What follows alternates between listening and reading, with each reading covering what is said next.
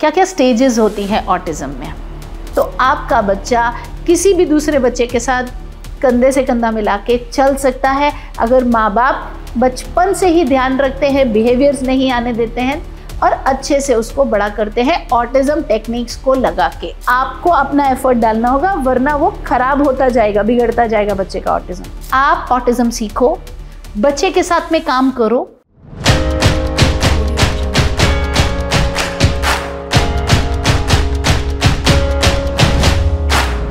नमस्कार दोस्तों, मैं रजनी सिंह सशक्त एम्पावरिंग लाइव्स के हिंदी चैनल पर आप सबका तहे दिल से स्वागत करती हूँ।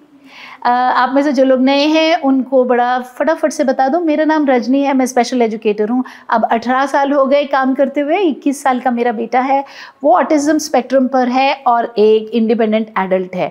एक अलग सिटी में रहता है, खुद से काम करता है, किसी असिस्टेड लिविंग होम में नहीं रहता है, प्रॉपर अपना एक पीजी अकोमोडेशन लेके।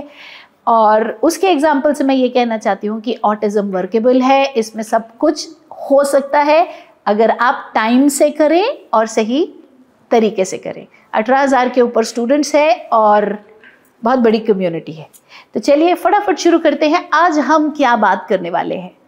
आज हम बात करने वाले हैं क्या क्या स्टेजेस होती हैं ऑटिज्म में।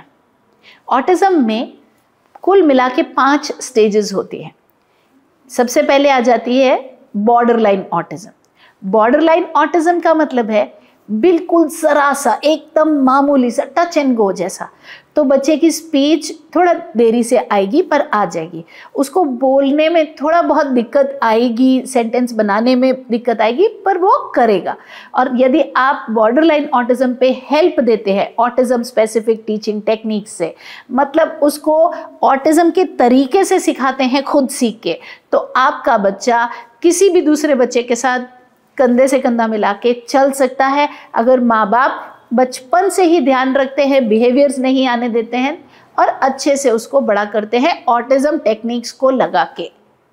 बॉर्डरलाइन ऑटिज्म के साथ बहुत कुछ हो सकता है। हमने बहुत सारे ऐसे लोग देखे जो डॉक्टर्स हैं, इंजीनियर्स हैं। बॉर्डरलाइन ऑटिज्म के साथ सब कुछ पॉसिबल है। उसके बाद आता है माइल्ड ऑटिज्म।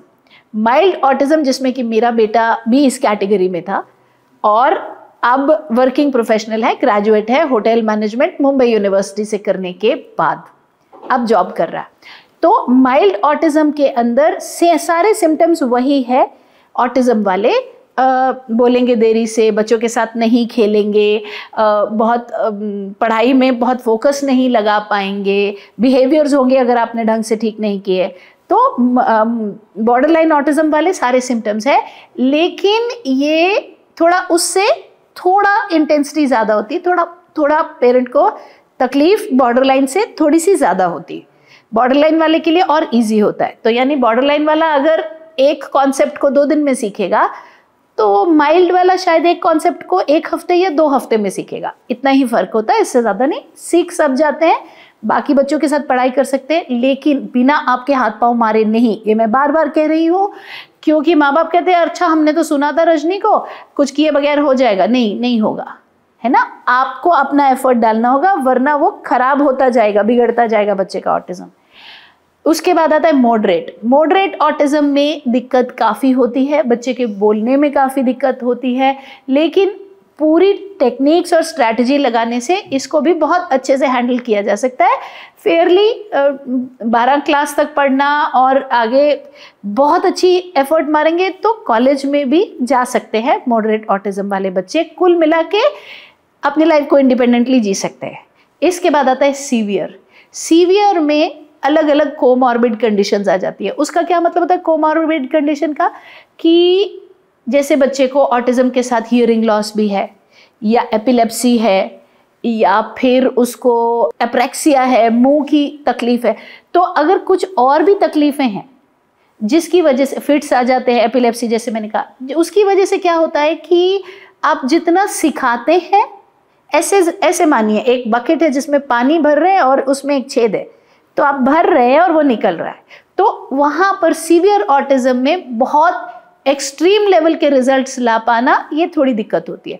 बट अच्छी बात यह है कि सीवियर बहुत ही कम कैटेगरी में होते हैं ऑटिज्म में, ये एक सर्वे रिपोर्ट से पता चला है कि सीवियर की कैटेगरी बहुत कम होती है, 2-3-4% बच्चे ही सीवियर होते हैं, बाकी सब ज़्यादा करके मॉडरेट और माइल्ड में ही आते हैं, ये रिसर्च है। और लास्ट होता है प्रोफाउंड। प्रोफाउंड में बच्चे के हाथ पांव भी काम नहीं करते और भी अलग इश्यूज होते हैं, सेरेब्रल पॉल्सी एक्सट्रीम होएगी, ऑटिज्म एक्सट्रीम होएगा और भी बहुत सारे एरियाज में प्रॉब्लम होएगी, तो वो प्रोफाउंड में चला जाता है। उन्हें फिर लाइफ लॉन्ग सपोर्ट की ज़रूरत पड़ती ही है क्योंकि उनका शरीर उस हिसाब से सक्षम नहीं होता। ये बहुत बहुत बहुत ही माइनर कैटेगरी या रेयर में होते हैं। तो सबसे ज़्यादा बच्चे किस कैटेगरी में होते हैं? 85 से 90% तक बच्चे किस कैटेगरी में होते हैं? बॉर्डर लाइन और माइल्ड। तो इसलिए ये बहुत चांस है कि आपके बच्चे, आपका ऑटिस्टिक बच्चा बॉर्डर लाइन या माइल्ड कैटेगरी में हो, क्योंकि ज़्यादा उसी में आते हैं।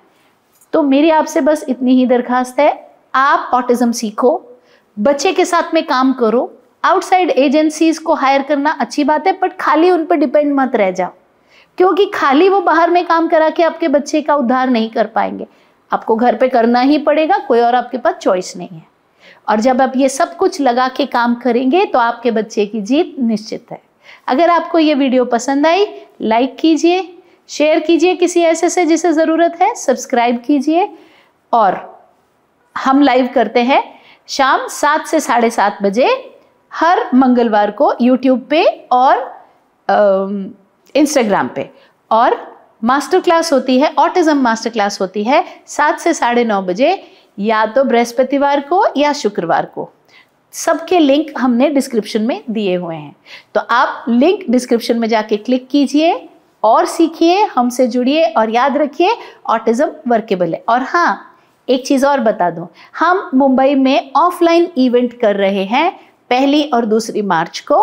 उसकी लिंक भी डिस्क्रिप्शन में दी हुई है, जाइए और वहाँ क्लिक कीजिए।